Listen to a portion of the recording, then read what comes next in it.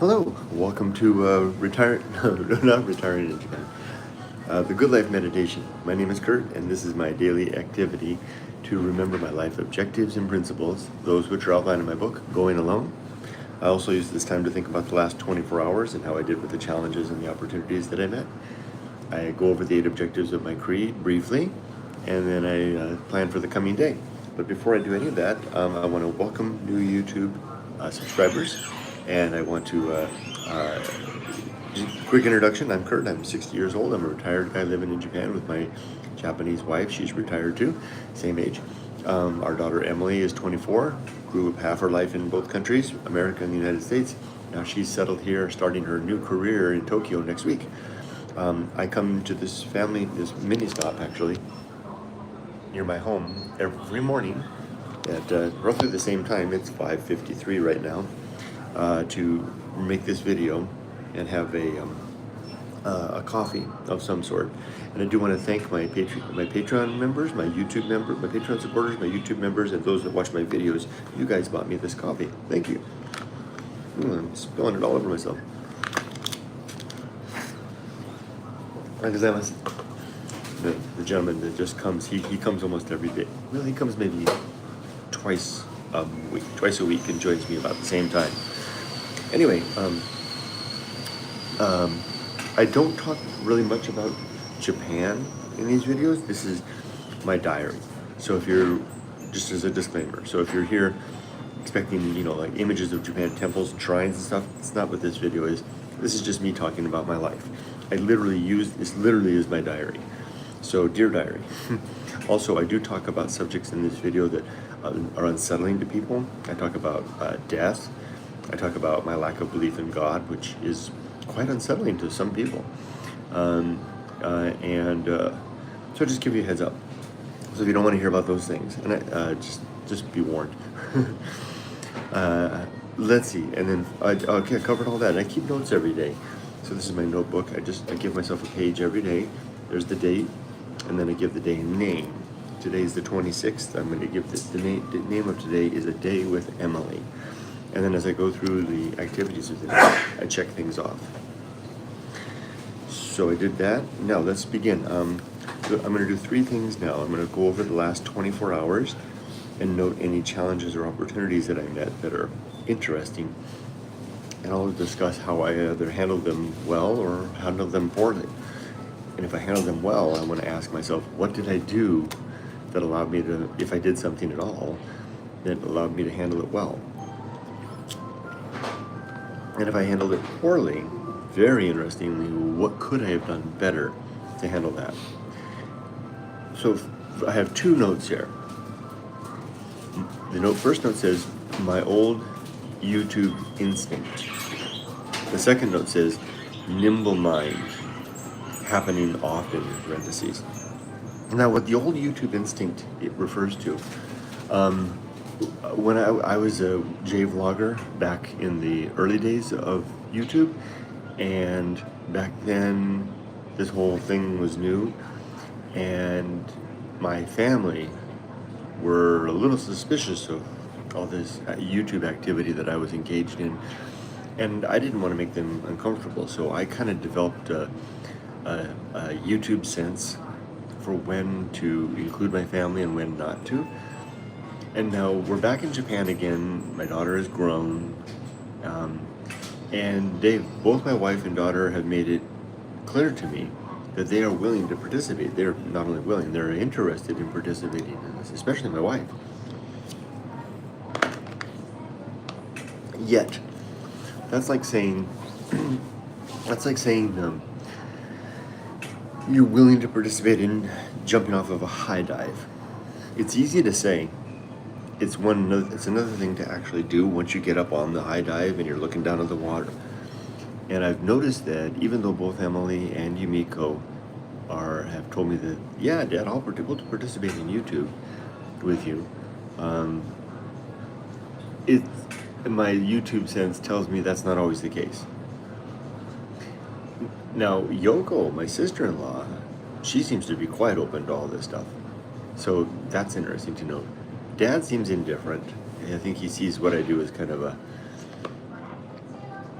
a strange distraction. Like if you've ever had known a friend who, when they go on vacation, is taking pictures of absolutely everything, and it's like, well, yeah, it's a harmless thing, but why does he take so many pictures? I think that's how Dad looks at me. I don't think he understands this whole apparatus behind it. And even if he did, he would still see that the same way. So as a result, I'm quite liberal in lifting the camera when Yoko is around, my sister-in-law, because I know she's quite fine with this. Dad, I don't want to appear distracted, so when I'm with him, I'll take a photo maybe, or maybe kind of a somewhat candid glimpse. So if you ever see me taking photos of, and Dad's in there, I'm doing it, and it seems like I'm doing it in a way so he doesn't notice. That's deliberate. He doesn't seem to mind. I've asked him, and he seems to be okay with it. But I just don't want to. I'm literally protecting the appearance of being more attentive and focused to the family. So I guess that's more disingenuous than any of them. Now, that leaves Emily and my wife. With them, even though they've told me that they're willing to do this, I'm going with my gut. And my gut tells me sometimes that it's better to keep the camera off.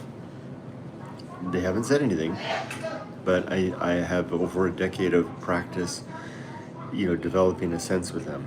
And so even though they say it's okay, and even though it's funny, sometimes I'll keep the camera off, and my wife will prompt me to, Kurt, this is something that's worth, recording, get the camera up. Or she'll even stage something where that's the case, and I have to go back. This happens often, like at least several times a week, where I'll have to kind of rewind our life just a little bit so I can capture a moment that she had staged, thinking I was going to be recording it, but I wasn't, because of my sense of propriety. So the reason I'm saying all of this was, yesterday was a big day. Our daughter came down to visit yesterday. She's going to spend a couple of days with us before she starts her career next week. And the whole buildup of, I do another video series called Retiring in Japan. Those uploads appear at the other side of the day. In the morning, here in Japan, I upload this video. I do this live. And in the afternoon here in Japan, at 4 p.m., I release the Retiring in Japan video. So the video that I made yesterday, which will go live today, was kind of had a lot of buildup for Emily arriving. And then when it got there, there's almost no pictures of Emily or the family. That's because my YouTube sense kicked in and said, Kurt, this is an evening to leave the camera off. So I did. So I just got a few glimpses. And I'm very pleased that old sense is still there, and I'm going to use it in spite of what people tell me. So, to err on the side of caution, right? What I mean by that is, if people are telling me, yeah, we're okay with filming, I'm still going to go with what my gut says. If I sense that this isn't a good time for it, I'm not going to do it. So I'm going to give myself 5 stars for that one. I rank every incident that I record. I give myself stars, and that's a 5-star. 5 is the most I can give myself, because I saw it coming. I executed it in the moment. I would take off a star or 2 if I had realized this after the fact, or if I didn't see it. If I did see it coming, but I ignored it, right? But I saw it coming. I knew what it was. I executed accordingly, and I was able to edit the video in such a way that it still gave us a little bit of Emily at the end. All right, so the second item here is something called nimble mind. Yesterday I talked about something I referred to as super balance. That I noticed 2 incidents recently where kind of like my body and mind just kind of entered this really balanced state. That's the best word I can describe it. It's like, it would really take a lot to knock me off my feet. In my 30s and 40s, I was easily knocked off my feet. 30s especially. It wouldn't take much to unsettle my apple cart. And I wasn't an angry or rageful or explosive person by any means, but my days were often marked by disappointment, where I would have an idea about how the day should unfold, and it wouldn't unfold that way, and I would get, noticeably upset. I took care of that in my late 40s, and the decade of my 50s was managing that. and getting that under control largely through the writing of Going Alone and the instantiation of my creed out of that. This is a little bit different from what I'm calling super balance. I'm calling this is a nimble mind. Yesterday, I felt it like distinctly twice, but it was an undercurrent all day long, where my mind seemed to be like have a meta mind on top of it, a mind that was orchestrating and looking at things and saying, here's what's happening, Kurt, here's how you should direct your thoughts now, rather than having, it was like being a coach. That's a good example. In a boxing ring, instead of being the boxer in the fight, I felt like I was the coach at the side of the ring, watching it, shouting directions, instructions, and admonitions at the boxer that was me. And that was a whole other thing, because I was relieved from the fight. The fight being the engagements of life, which is a very strange feeling. I wonder if it's something akin to this super balance that I feel. I wonder if it's part and parcel of it. Something to think about. So I don't get any stars for that. That's just an observation that I had. Okay, now let's talk about the next 24 hours. Emily is here all day today, and then she'll be here tomorrow. I think she goes back tomorrow, back to her home in Tokyo. So today's I'm marking today as a day with Emily. We're going to do whatever she wants to do. And I know she told me last night she wants to go out for breakfast, so I'll head back to the house now. We'll walk the dogs, we'll take her out for a nice breakfast, and do a number of other things. Whatever Emily wants to do. I imagine she'll probably want to go shopping. She starts her new job. She got her assignment. I won't give out any details, but she got a job with one of those giant Japanese corporations, and she's having her induction. I think it's next week. She's having her induction ceremony with all of the company's new hires for 2025, consisting of thousands of people next week. And then she's going to be sent overseas for a while for some training. And then she did get her assignment. So we learned yesterday which division, and she's going to be working at the headquarters office, or I shouldn't say office. She's going to be. It's like if you have an org chart for this organization, there's all these branches, right? Subsidiaries. She's going to be working for the main orchestrating, the managerial element of it. She's not a manager, but she's starting off in that organization, and then and that doesn't have anything to do with where she works, but she will be working in one of the company's offices in Tokyo. She's a bit nervous, so I think what we're going to wind up doing today is shopping for clothes, so she has a nice. She already does. She's been shopping. Has a nice out wardrobe to start her career with. Right? We're very excited for her. I'm really proud of her. It's tough to, if I could just have a proud dad moment, it's tough to get a job in Japan at some of these larger corporations. You have to, the way Japan works, you have to kind of get in at the start, when you're young, right after university, and then work your way up, which is exactly what she did.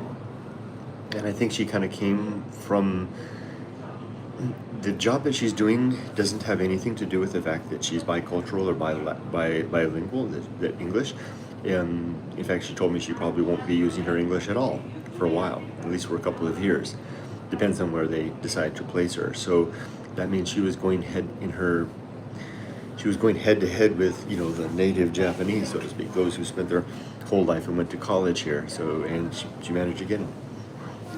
Good job, Amy. Good job, Emily. I'm really impressed and proud that you were able to pull that off.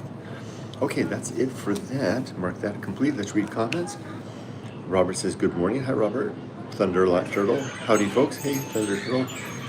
Uski, congratulations. Curious how her Japanese is. Is it formal level? That's so great news. Japanese is Emily's first language. So she describes her English. Her English is fluent, but she tells me that she considers Japanese as her first language, and she has been working in the corporate level for a couple of years. In her junior year of university in America, she actually got a job working online, remote, part-time, for a company here in Japan, where she was working, formal keigo, all that kind of stuff for the last 2 years of university, which was good training, getting her set up and ready for formal Japanese work life here. And so, yeah, I think she's ready. Robert says hi to everybody, and Michael says, good job, Emily. Yeah, we're really proud of her. Can't wait to see her in a minute. And she's changed so much. She's so grown up. All right, everybody, I'm going to sign off for now. I wish you wonder if she found the job through the usual graduate recruitment. I never asked her how she found the job. I'm going to ask her today. Blue Tanuki, thank you, Blue Tanuki, a supporter on both Discord and Patreon. I felt embarrassed, Blue Tanuki, that I didn't remember you were a Patreon supporter. Those who support me on Patreon are very, very dear to me, and thank you so much for that, and for being there. And I was embarrassed yesterday after the live that I didn't remember that, and thank you for that. I want to let you know, and you've been a long-time friend of the channel. Thank you. Oh, thank you for your kind words, Uiski. I hope I'm saying it right. No worries. Thank you. I appreciate that. All right. I'm going to be heading out. Have a great day and keep the videos going. Will do. I'm actually pleased with the Retiring in Japan that I'm uploading today. It's short. It's the shortest one I've probably done, but it's got some sensitivity to it. There's something to it, especially. It's one of those ones that touched me, if I do say so myself, and I did. Whiskey. All right. Take care, everybody. Have a great day. Be safe, but not too safe.